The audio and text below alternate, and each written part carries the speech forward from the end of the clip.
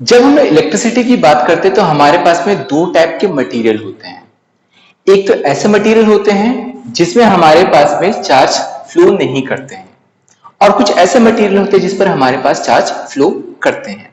तो जो टाइप रहते हैं जिसमें चार्ज का फ्लो नहीं होता उसको हम लोग बोलते हैं इंसुलेटर, एंड जिसमें करंट का फ्लो होता है या फिर चार्ज फ्लो होते हैं उसको हम लोग बोलते हैं कंडक्टर।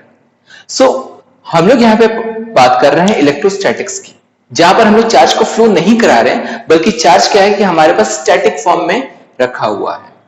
सो ऐसा मटेरियल जिसमें चार्ज फ्लो करता है, इसमें हम लोग चार्ज को रोक के रखे रहे हैं। तो ये किस तरीके का बिहेवियर शो करने वाला है एंड क्या क्या चीज हमको यहाँ पे देखने मिलने वाली है, हम लोग ये अभी डिस्कस करने वाले हैं। तो सबसे पहली बात कि हमारे पास जो रहता है, फर्स्ट पॉइंट दिया है कि कंडक्टर के अंदर में इलेक्ट्रिक फील्ड की वैल्यू जीरो होती है। सबसे पहले हम यहाँ पे अजम्पशन क्या लेके चलते हैं कि हमारे पास क्या हो गया, एक सॉलिड स्फीयर है, सॉलिड कंडक्टिंग स्फीयर है। दूसरी बात हमारे पास ये है कि हम लोग यहाँ पे जो स्टडी कर रहे हैं वो कर रहे हैं स्टेडी स्टेट में। इसका मतलब ये है कि हो सकता है कि शुरुआत में इसके पास में चार्ज ना रहा हो, मैं क्या करता हूं एक दूसरे डिवाइसेस को चार्ज दे दिया। अब क्या होता है कि चार्ज को फैलने में या फिर डिस्ट्रीब्यूट होने में थोड़ा टाइम लगता है। हम क्या कर रहे हैं, ये टाइम इसको दे रहे हैं। सो चार्ज की डिस्ट्रीब्यूशन के बाद में हम क्या करने वाले हैं, यहां पर स्टडी करने वाले कि अपने पास इलेक्ट्रिक फील्ड की वैल्यू क्या होगी।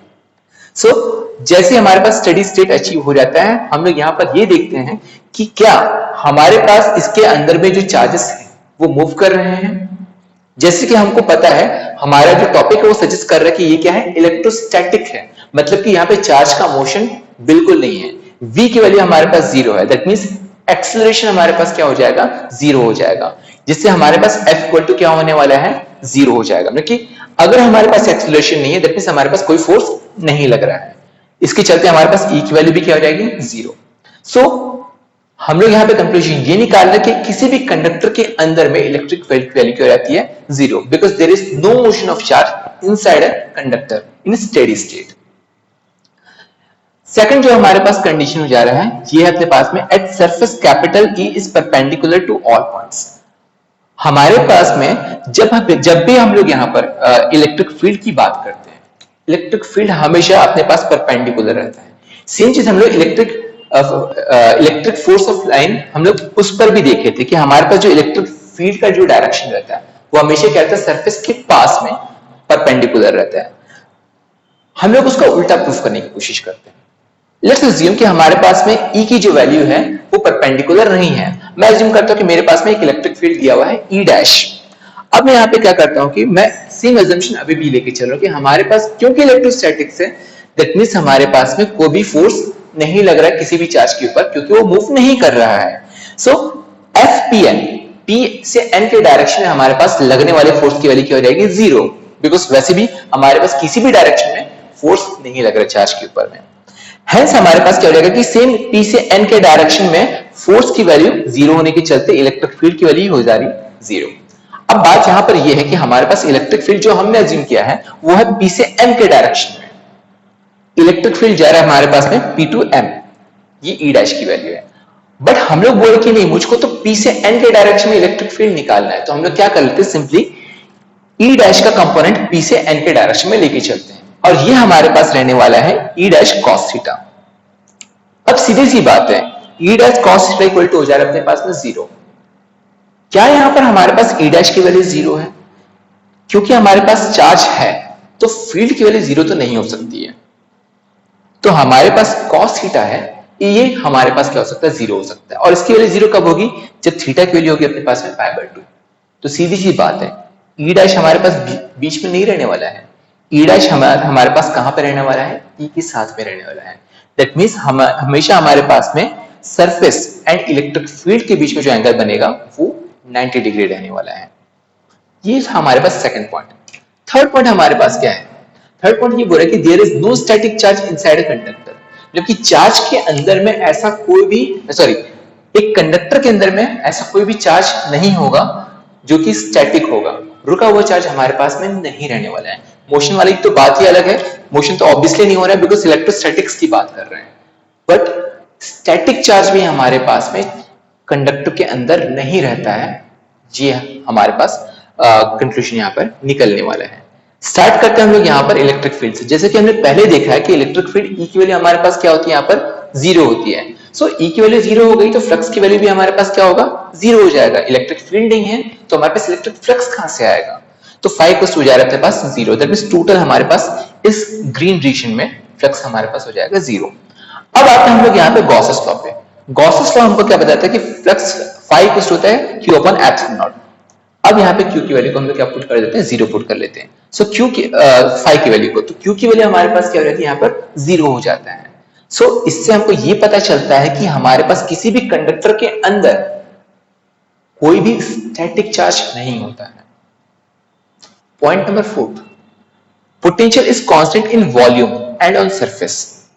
हमारे पास में किसी भी जो ऑब्जेक्ट होता है, कोई भी हमारे पास जो कंडक्टर होता है, उसके जो सरफेस पर है एंड उसके वॉल्यूम, दैट मींस उसके अंदर, दोनों कंडीशन पर क्या होने वाला है, हमारे पास पोटेंशियल की वैल्यू कांस्टेंट रहने वाली है। अब बात ये कि कांस्टेंट कैसे हो सकता है, हमको तो ये पता है कि डिस्टेंस जितना इंक्रीज होते जाता है हमारे पास में फील्ड की वैल्यू एंड हमारे पास पोटेंशियल की वैल्यू चेंज होते जाती है। देखते हैं यहाँ पे कैसे क्या हो रहा है। सबसे पहले हम यहाँ पे ये अज्यूम करके चलते कि हमारे पास कोई पॉइंट, कोई चार्ज है, पॉइंट ए से पॉइंट बी तक मूव कर रहा है। अब हमारे पास ये जो स्फीयर है ये यूनिफॉर्म स्फीयर है। दैट मींस अगर मैं यहाँ पे सरफेस सेंटर से पॉइंट ए तक का डिस्टेंस को अगर मैं कैलकुलेट करूं एंड सेंटर से पॉइंट बी तक का डिस्टेंस को कैलकुलेट करूं, दोनों की वैल्यू क्या आएगी, सेम आएगी। दोनों क्या रहने वाला है, अपने पास में रेडियस रहने वाला है।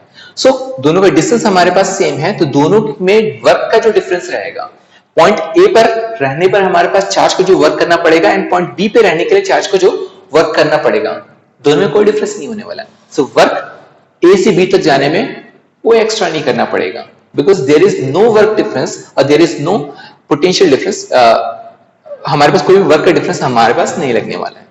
फिर हम लोग यहाँ पे ये करते हैं कि W की वैल्यू को हम लोग इस इक्वेशन में रखते हैं, V2 minus V1 equals to W upon Q0। तो W की वैल्यू हम यहाँ पे जीरो पुट कर लेते हैं। कंक्लूजन हमारे पास ये निकल रहा है कि V2 minus V1 equal to zero, which means V2 equals to V1 क्या हो जा रहा है अपने पास में, इक्वल है। यानी कि पोटेंशियल हमारे पास point A and point B दोनों पर इक्वल है। अब इसी का सब हमारे पास टॉपिक है, ये है कि हमारे पास वॉल्यूम में या फिर हमारे पास में जो स्फीयर हो गया उसके अंदर पर जो कि सॉलिड स्फीयर है, इस तरह से हम बात कर रहे हैं वॉल्यूम की, तो यहां पर हमारे पास चार्ज जो पोटेंशियल है वो क्या होने वाला है। तो अगेन हमारे पास चार्ज की वैल्यू Q की वैल्यू यहाँ पे क्या होगी, जीरो होगी। हमने पहले ही देखा था कंडक्टर के अंदर चार्ज की वैल्यू क्या होगी अपने पास, जीरो। हेंस इलेक्ट्रिक फील्ड की वैल्यू भी क्या हो जाएगी अपने पास में, जीरो हो जाएगी। E इक्वल्स टू होता है dV बाई dr, जिसको हम लोग बोलते हैं पोटेंशियल ग्रेडियंट। E की वैल्यू को जीरो पुट करते हो तो dV बाई dr हो जाता है। सीधी सी बात है, अगर मेरे पास dV by dr that means potential का डिफरेंशिएशन अगर हमारे पास में जीरो रहेगा तो V की वैल्यू हमारे पास क्या हो जा रही है, कांस्टेंट हो जा रही है, मतलब कि ये वैल्यू हमारे पास चेंज नहीं हो रही है। तो फाइनली हमारे पास कंक्लूजन ये निकलता है कि पोटेंशियल डिफरेंस हम लोग कहीं पर भी निकालें, चाहे सरफेस पे निकालें या फिर सरफेस के अंदर में सॉलिड के वॉल्यूम पर निकालें, हमेशा पोटेंशियल क्या रहेगा हमारे पास में, कांस्टेंट रहेगा, या फिर पोटेंशियल डिफरेंस क्या रहेगा हमारे पास में, जीरो रहेगा। अब आते हैं फिफ्थ पॉइंट पर। हमारे पास में जो सरफेस है, सरफेस पर हमारे पास इलेक्ट्रिक फील्ड की वैल्यू होती है सिग्मा अपॉन एप्सिलॉन नॉट। तो हम लोग यहां पे क्या करते हैं, ये फाइंड आउट करने के लिए कि इसकी वैल्यू कितनी होती है, हम लोग क्या करते हैं, पॉइंट P पर एक छोटा सा हम लोग एक वो लेके चलते हैं, सरफेस लेके चलते हैं ds करके।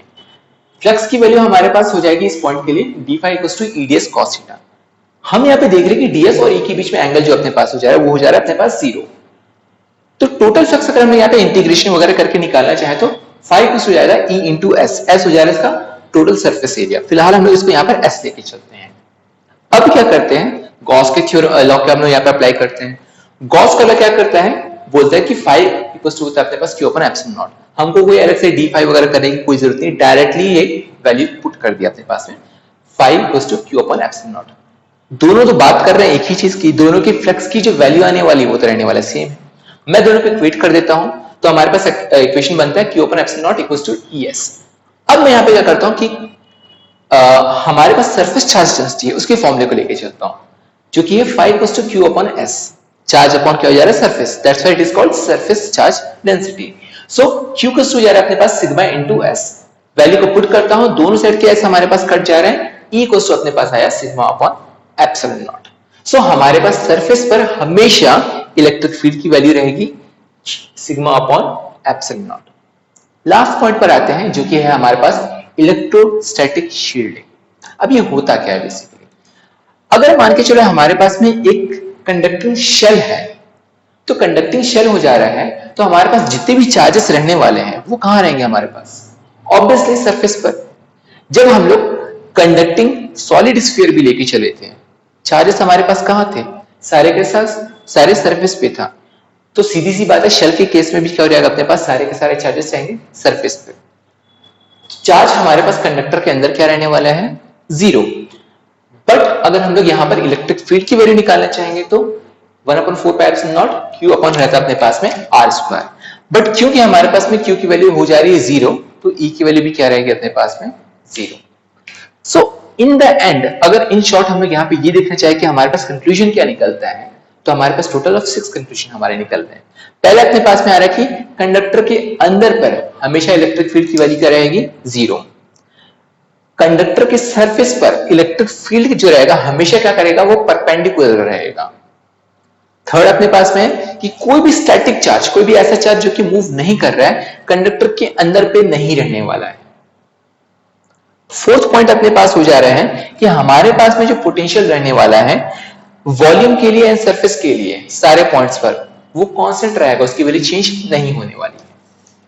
फिफ्थ हमारे पास ये हो जा रहा है कि अगर हम लोग सरफेस पर ही फील्ड निकालने की कोशिश कर रहे हैं, इलेक्ट्रिक फील्ड, तो उसकी वैल्यू रहेगी sigma upon epsilon not. And finally अगर हमारे पास एक स्फेरिकल शेल हो जाता है एंड उसके अंदर हमको इलेक्ट्रिक फील्ड निकालना है, तो उसकी वैल्यू भी हमारे पास क्या होगी, जीरो रहने वाली है।